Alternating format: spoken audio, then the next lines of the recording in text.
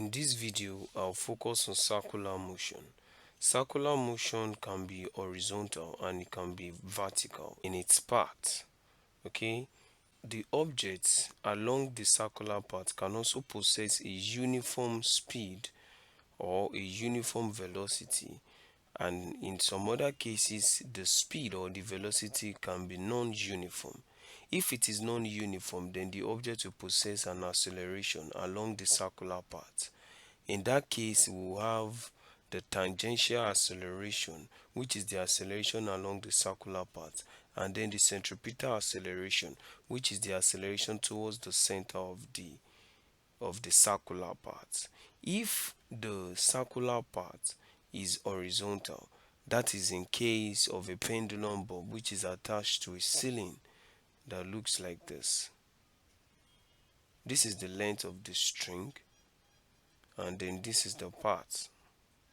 Okay, let's say this is the board that is attached to the string. Okay, so it is horizontal in this manner, but let's say it is in this nature, then we'll say that the circular part is vertical. I will consider questions of this nature in my other video where we'll treat circular motion for vertical parts. As the object moves along the circular path, if the object possesses a constant velocity, then there will be the only acceleration that is present is the acceleration that is towards the center of the circular path. There will not be an acceleration which is tangential to the circle. There will not be an acceleration along the circular path. Okay, there will not be an acceleration along the different points of the circular path, which is also the same thing as the tangential acceleration. If there is tangential acceleration and there is a centripetal acceleration, then we may need to find the net acceleration of the object. Okay, to find the net acceleration, we just have to make use of the Pythagorean theorem, because it already formed the right angle triangle, that is the centripetal acceleration squared plus the tangential acceleration squared. So but this video is focused on circular motion for a uniform speed along the circular path. That means we will not consider tangential acceleration and the net acceleration. So in this video we will also solve problems for circular motion with constant speed along the circular path. So I will advise that you don't skip around this video. Okay, a pendulum bulb of mass 2 kg is attached to a string 2 meter long and made to revolve in a horizontal circle of radius 0.8 meter. Find the tension in the string. So let's say there is a pendulum bulb attached.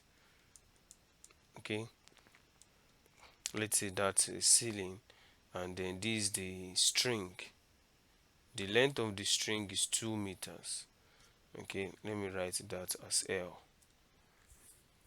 All right, and then it will originally be along this path, and then it possesses a circular motion. Okay, notice that the string is attached to a bulb. That means there is a centripetal acceleration that is directed towards the center of the circular path, or let me say there is a centripetal force that directs the object towards the center of the circular path. Okay, now when an object moves along the circular path, the force that attracts it towards the center of the circle is called centripetal force. If not, as the object tends to move along the circular path, it will just slip away. But due to the force directs it to the center always, So it begins to curve. As it moves, it begins to curve because it is always directed towards the center. So that force is known as centripetal force. and then an equal but opposite to that force is the centrifugal force. Okay, all right. So now that means the force that pulls this object towards the center is the centripetal force Fc. And then we can, this object will have a weight. All right, these are just natural things that will happen to the object. It will have a weight, and of course the weight is given as mass times acceleration due to gravity. Okay, and then the object, there will be an equal but opposite force to the weight of the object, which is known as the normal force. Let's say that is just n. Okay, now the length of the string will be open at a particular angle. Let's say that is theta, isn't it? And notice that whenever we have a string, I said it in one of my videos that on every string there is a tension, and the tension is directed up the incline, is directed upwards, like is always against the direction of gravity, is always directed up. All right, so the direction of a tension is along the pull of the object, so it is always directed upward. Like when you pull something, it helps to pull object up, it does not allow it to fall down. So the tension in the string is the force on the string that helps the object to be pulled up and not fall down due to gravity. Okay, so there is always tension on the string, and the tension is given as T. Okay, so the length of the string is actually 2 meters, and then the radius should be here as well, the radius of the circle. Let's say that is just r as I've written. Alright, so these are the normal things that should happen anytime you have a scenario like this. Okay, you should have angle theta, you should have the length of the string, you should have tension which is directed upward, and then you should have the centripetal force, you should have the normal force, you should have the weight of the object. Okay, some cases you may also put the centrifugal force if you want to, that means it will be directed in this direction, but we may neglect that since we already have the centripetal force. The answer to the centripetal force is the same as the answer to the centrifugal force. It's just that they are opposite in direction, so I may neglect it. Okay, so I can resolve the tension on the string into horizontal and vertical components. Okay, the tension on the string is in this manner. All right, just like I have said, is along the string but is directed upward. So if I resolve it into the vertical part, it will look like this, isn't it? And then I will have the tension T, the arrow will still be facing upward. Okay, so I can also resolve it to the horizontal in this manner, and then I will still have it as what, as T.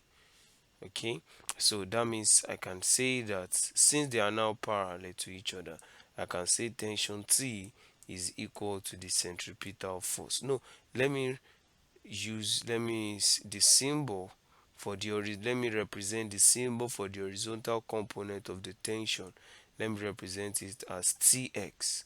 Okay, so that means Tx is equal to centripetal force Fc, and then this, let's call this Ty. So that means Ty will be equal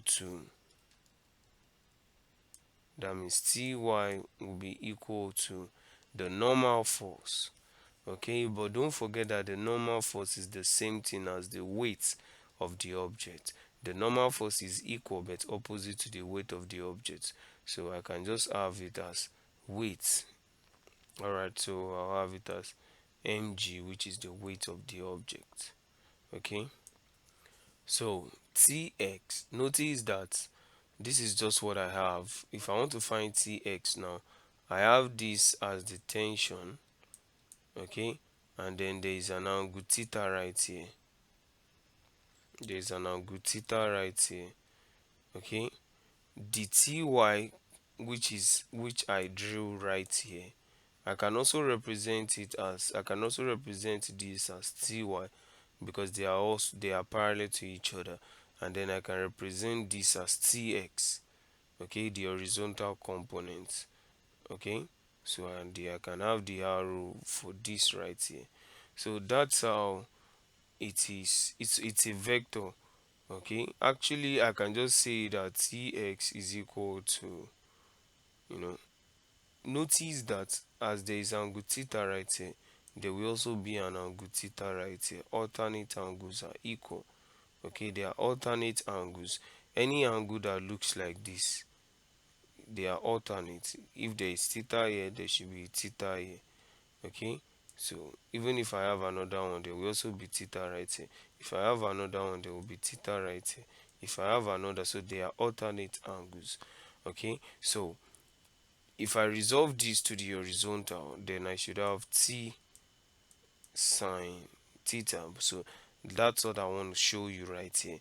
And then ty will become t cos theta.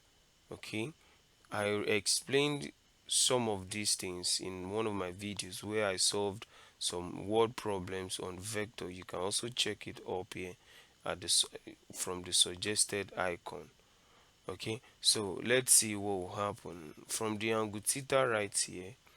I can have notice that it has already formed a right angle triangle.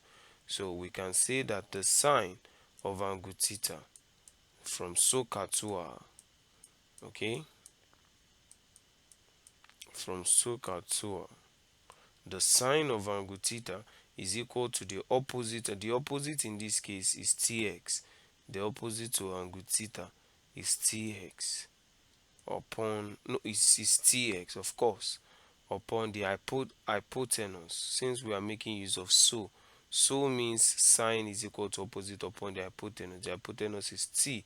That means tx is equal to t sine theta. So if you make use of cos theta as well, you will have ty upon t, since cos theta is equal to adjacent upon the hypotenuse. Okay, that means ty is equal to t cosine of theta. So that's just what I have right there. The trick that I normally use is that I, just like I said, that if this angle is theta, this angle will be theta. So what I have is this. What I have right there is this. So I have angle theta right here, and I have tx right here. So because there is no angle here, I will have it as t sine. It will take the sine, but because there is an angle here, it will take the cos. So that was why I was able to write it correctly and very fast. Alright, so let's go with this equation. Let's say this is equation 1 and this is equation 2. T sine of theta is now equal to the centripetal force Fc. But notice that centripetal force Fc is given as ma, where a is the centripetal acceleration. Okay, and notice that the centripetal force is proportional to the acceleration. The acceleration is always directed in the direction of the force, and if the direction of the acceleration is towards the center of the circle, so also the force.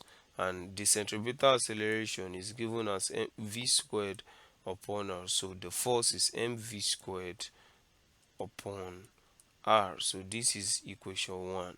Now the equation 2, ty, which is equal to t cosine of theta, and that's supposed to be equal to mg. In the question, mg is given as 2 since the mass of the object is given as 2 kg, g, let's say that's 9.8, so that will be 19.6. Okay, so we can say that t cosine of theta is equal to 19.6 as the equation 2.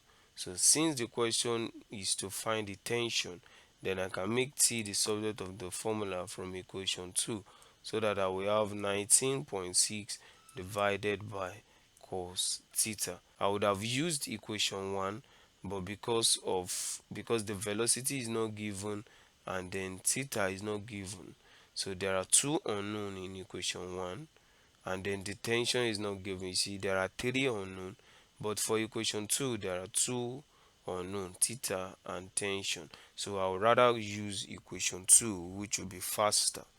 All right, so to find angle theta, I need to find angle theta so that I will be able to find the tension. To find angle theta, I can make use, since I have the radius, I can make use of the right angle triangle that is formed by the string. Okay, the string has a length of 2 meter, and then it has a radius of 0.8, and then there is an angle right here which is angle theta. So I'll be able to find my angle theta. Notice that this is the hypotenuse and then this is the opposite. Alright, so if I have opposite and I have hypotenuse, that means I am going to use so, which is sine of angle theta, which is equal to opposite, that's 0.8 divided by the hypotenuse, which is 2. That means I'll have 0.4. That means angle theta is the arc sine of 0.4. Okay, now the arc sine of 0.4 is 23.58. Okay, so that I'll have 19.6 upon the cosine of 23.58. So the cosine of 23.58 is about 0.9165. So if I divide 19.6 by that answer, I'll have 21.4. That's about 21.4. So the tension is approximately 21.4 Newton. Alright, so that's the tension in the string. These two equations matters a lot. So whatever you want to find, make use of those two equations and then make use of the scenario. Alright, let's talk about the other problems.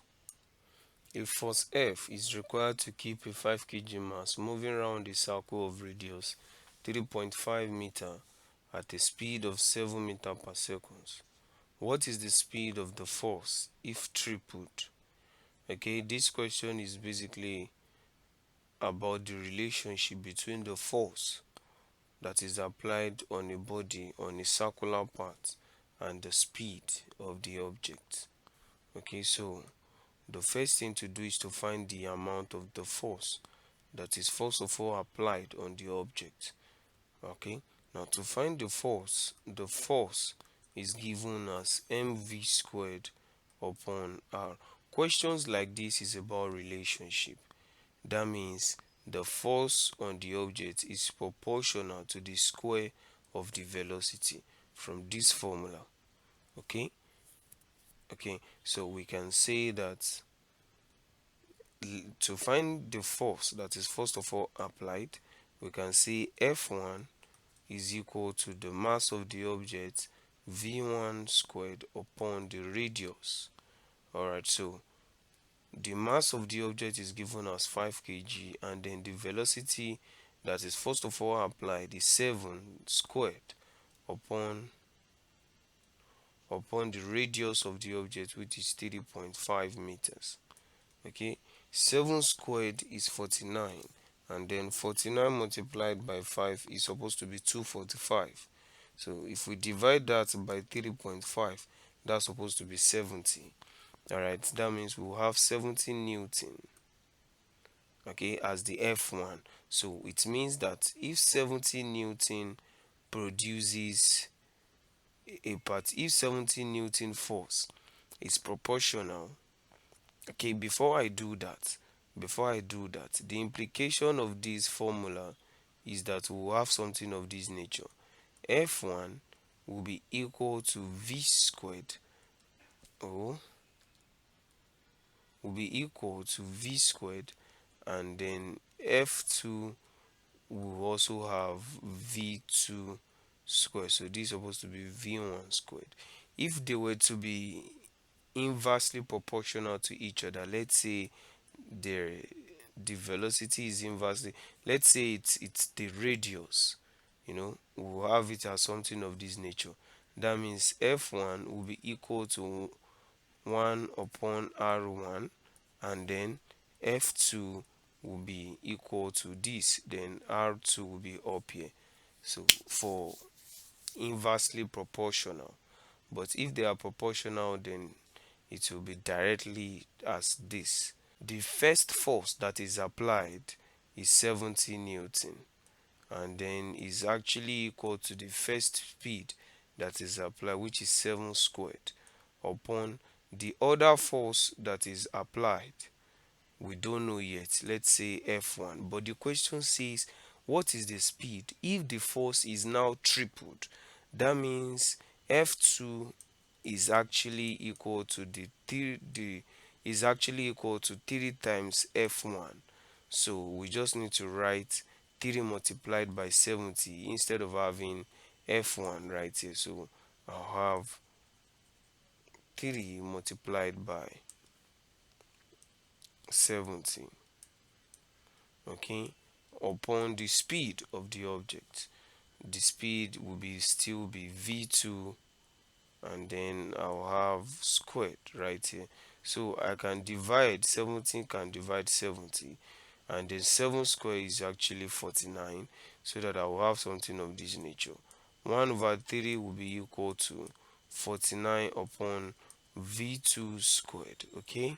So that if I cross multiply, that is, if I cross multiply, v2 square will multiply 1, so that I will have v2 square to be equal to 49 multiplied by 3, and that's supposed to be equal to 147, so that I will have 147 right here.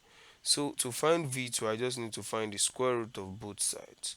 If I find the square root of both sides, then it will look like this: 147. So the square root of 147, that should be about 12.12. So square root cancel square. It means that v2 is equal to the square root of 147, which is approximately 12.12 meter per second. Okay, so that's the velocity. Is about the relationship. you know to be fast, you may not need to find the force, since it will eventually cancel out right here. This formula will only help you to know the relationship between the force and the velocity of a body that is performing a circular motion. All right, let's go to the next problem. All right, a stone wound at the end of a rope 30 centimeters long makes 10 complete revolutions in 25 seconds. Find the angular velocity, the linear speed, and the distance covered in 5 seconds. The angular velocity is given as omega, and it can be written as 2 pi f, and then the linear speed v can be given as 2 pi r upon t, okay, where t is the period. All right, and it is the same thing as omega. You can, since f, which is the frequency, is the inverse of the period, okay, the period of oscillation, we can also have the angular speed to be given as 2 pi upon t. All right, so it is the same. The speed v can also be written as omega r, okay. So the distance covered is given as velocity times time. All right, so we can have it as omega, which is 2 per f. Let's find the frequency. The frequency is number of oscillation in a unit time, okay. So the number of oscillation, or the number of revolution, for this case we have 10 revolutions in 25 seconds, okay, 0.4, and the unit of frequency is per seconds, or hertz. The symbol is hz. All right, so it means this will be 2 pi multiplied by 0.4. So that means the angular velocity is 0.8 pi radians per second.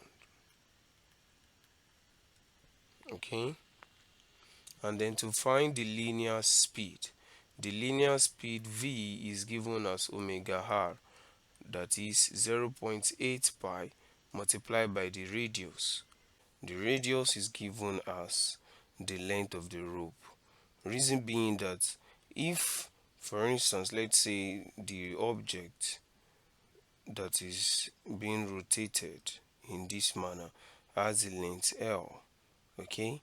Now, when it is very fast, when it is very fast, the length of the rope will form something of this nature. Okay, this kind of scenario usually occur when it's not very fast, when the object is just moving. Okay, but if you roll it at a very fast speed, the length of the rope will be along this direction. You will have the rope horizontally along the circular path, not kind of slant. Okay, so the length of the rope becomes the radius of the circle. So, and that's why approximately we make use of the length of the rope as the radius if the radius is not given. Alright, so the radius will become 30 centimeter. So we'll convert that. Don't forget that centi means 10 raised to power minus 2. Okay, so if you do that correctly, you should have 0.3. Alright, so I'll have something of this nature. Notice that 0.3 pi rad per second is the same thing as 0.8 pi rad per second is the same thing as 0.8 multiplied by 22 over 7, since pi is equal to 22 over 7.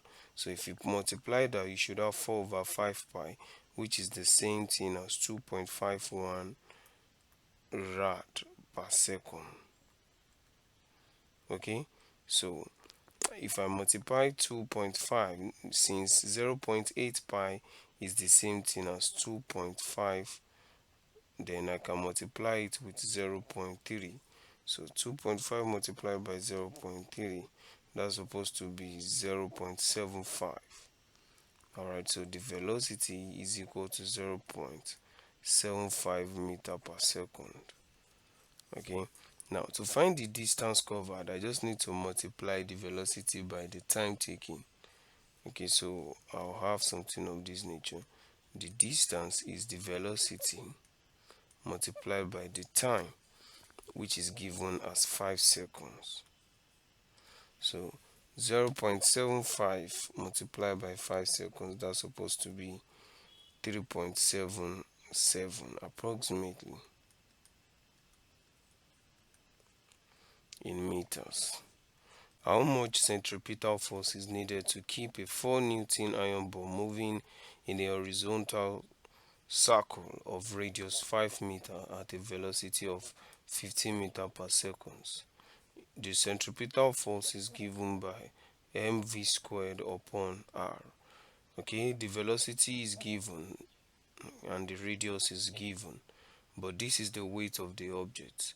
We need the mass of the object to be able to find the centripetal force. But notice that weight is given as mg and then is given as 4 Newton. That means the mass of the object is given as 4, which is 4 Newton divided by acceleration due to gravity. Acceleration due to gravity is a constant, which is given as 9.8. That means if I divide 4 by 9.8, which is supposed to be equal to 0.4, that's 0.4 kilogram. Alright, so the centripetal force that is required is 0.4 multiplied by the square of the velocity upon the radius, which is 5 meters, which is equal to 18.37 approximately. Okay, A satellite of mass m moves in a circular orbit about the Earth with a constant speed and a height of 1000 km above Earth's surface. Find the orbital speed of the satellite. Okay, so we have the Earth with its radius, let's say that is RE, and then the satellite is at a particular height above the surface of the Earth, let's say that is H. Okay, and then this is the location of the satellite. The satellite orbits the Earth. Alright, notice that there will be a force of attraction between the satellite and the Earth, but it will be more on the satellite because the satellite has a lesser mass. If the mass of the object is more, is big, if the inertia is more, okay, the acceleration will be lesser than if the mass is less. Bigger masses have less acceleration, and then smaller masses have high acceleration. That's supposed to be the law of inertia, Newton's first law of motion. Okay, so the smaller mass, which is the satellite, will tend to move towards the Earth, that is towards the surface of the Earth or the center of the Earth. So the satellite tends to fall towards the surface of the Earth. So it means that the force of attraction, which is the gravitational force of attraction, is similar to the weight and is also equal to the centripetal force, because the influence of the gravitational force of attraction is similar to the influence of the centripetal force, which tends to drive an object towards the center of the circular path. In this case, the force that helps the object to maintain the circular path is the gravitational force or the weight. Okay, so we can say that Fg is equal to Fc, but notice that Fg is given according to Newton's law of universal gravitation as g m1 m2, the masses of the objects that are involved in the attraction, where m1 is the mass of the Earth, and then the other mass is the mass of the satellite, and then the square of the distance between them. Let's say from this point to this point is represented as d. Okay, and that's supposed to be equal to the centripetal force, which is m, mass of the satellite, multiplied by the square of the velocity upon the distance between them. Alright, so the distance can actually cancel out the distance, mass of the satellite, so that we can have v squared to be equal to g, then me upon d, so that v is the square root of g me upon d. Okay, notice that d is the sum of the height plus the radius of the Earth. Okay, the height is given as 1000 kilometer, that's 1000, and then kilo means 3 zeros, plus the radius of the Earth is a constant and is given as 638, then 4 zeros.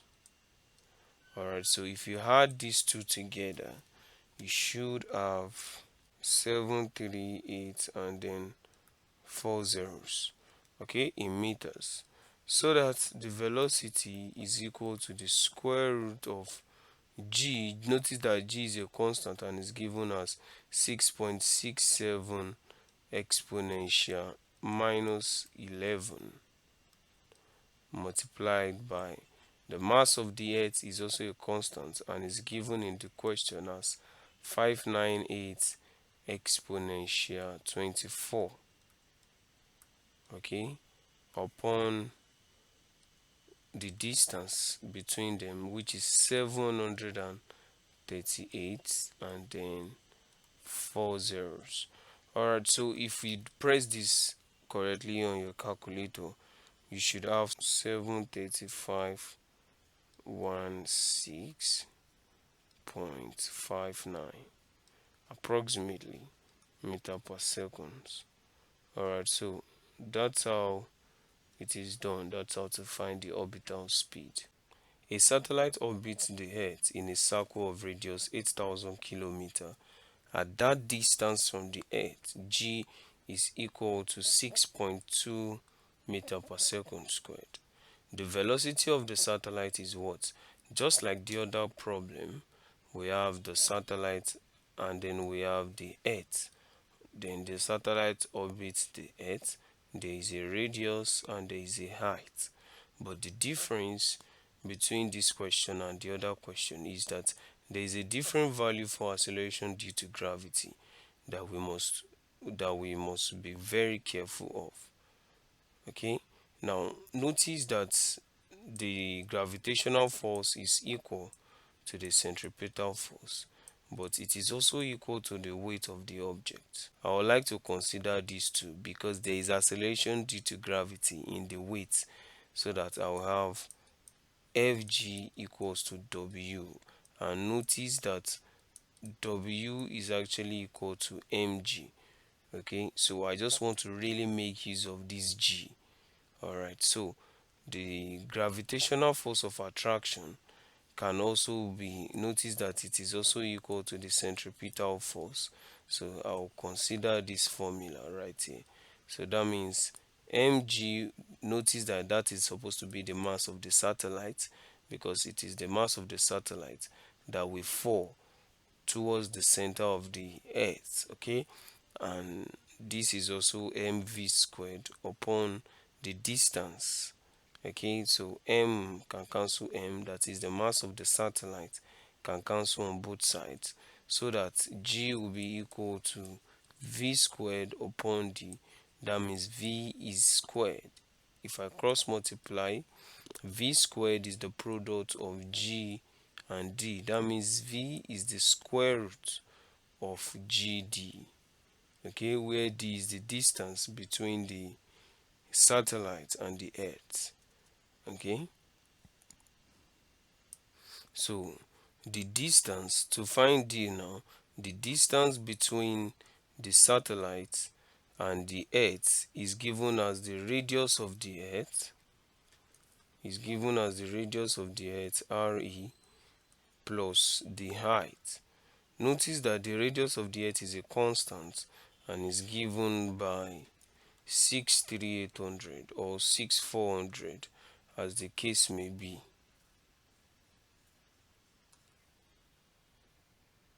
So the radius of the earth is a constant and is given as 638 and 4 zeros, okay, plus the height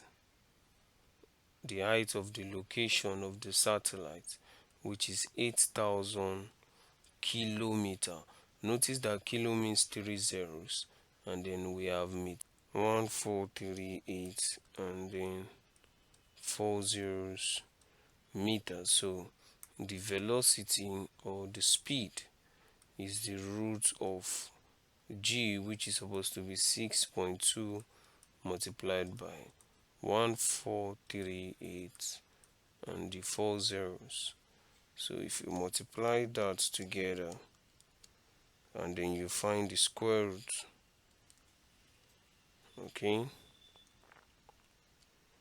that's supposed to be equal to, the velocity will be equal to 9442.25 meter per second. Thanks for watching. Do share with your friends.